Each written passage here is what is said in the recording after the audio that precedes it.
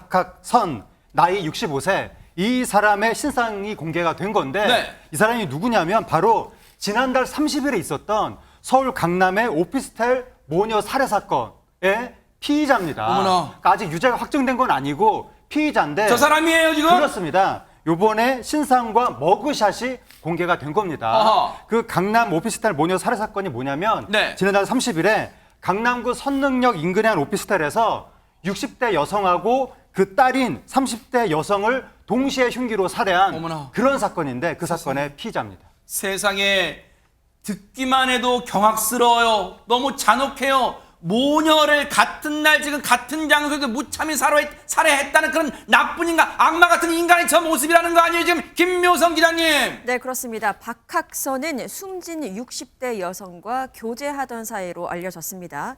피해 여성은 박학선에게 그만 만나자라는 뜻을 전하기 위해서 자신의 사무실에서 딸과 함께 만남을 가졌다가 이렇게 변을 당하게 된 겁니다. 세상에. 박학선은요, 범행 뒤에 심지어 달아났다가 무려 13시간 만에 서울 서초구에서 체포가 됐습니다. 그리고 어제 그 박학선에 대한 범행의 잔인성 그리고 피해의 중대성이 인정이 됐고 또 범행의 증거 또한 충분하기 때문에 이 범죄 발생으로 인한 국민 불안을 줄이고 그리고 유사 범행에 대한 예방 효과를 줄 수 있다는 판단하에 그러니까 공공의 이익이 있다고 판단이 됐기 때문에 이렇게 신상이 공개가 된 것입니다.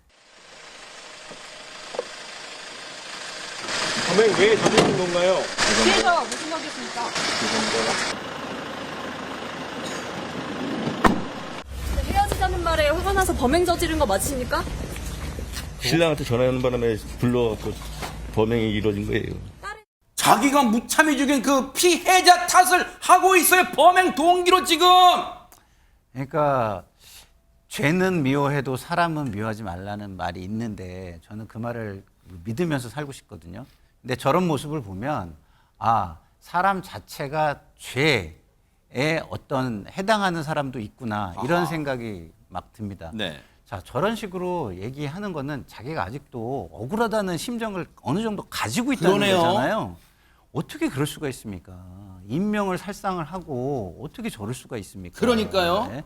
반성을 해도 그 분노, 국민들의 분노를 다 담아내지 못할 정도의 지금 상황이고요. 그리고 유가족들이 저런 이야기를 듣는다면 정말 땅을 치지 않겠습니까? 그렇죠. 예? 피눈물 가슴이 흘려요, 찢어지고, 진짜. 예, 피눈물이 나고 그런데 저런 얘기를 한다. 자, 저는 저 분의 어떤 앞으로의 이 상황에 죄를 묻는 데 있어서 저 분도 아니에요. 저 인간이죠. 저 인간. 저 사람의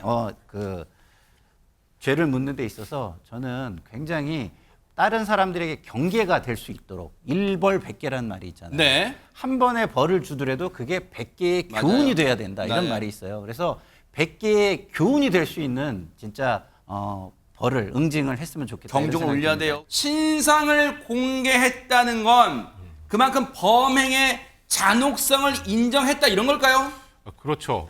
피해자가 2명이고 그리고 살해 방법이 굉장히 잔혹했고 증거가 명백했고 국민들이 알 권리 차원에서 이제 공개를 한 건데 뭐 기억하실지 모르겠지만 과거에 이제 범죄자의 신상이 공개되면 이게 동일인이 맞나?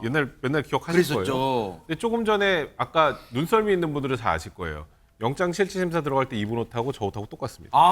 그랬어요. 어허. 그러니까 지금 현재 그 얼굴을 그대로 보여주는 건데 그게 일명 머그샷 공개법이라고 하죠. 근데 과거에는 피의자가 저는 싫은데요? 그러면 저걸 공개 못했어요. 그래요? 그러니까 옛날 사진들이나 막 주민등록 사진 이런 거 봤잖아요. 이제는 동의 없이 찍은 걸 공개할 수 있게 됐고 네. 그리고 제 기억에 4월 22일이었나요? 김래아 그 화성 여자친구 살해범 김래아 머그샷이 공개됐는데 그거는 이제 검찰에서 공개된 거고 이번에 일단은 머그샷 그 공개법이 통과된 이래 경찰에서 공개한 최초의 사례로 기록될 것 같습니다.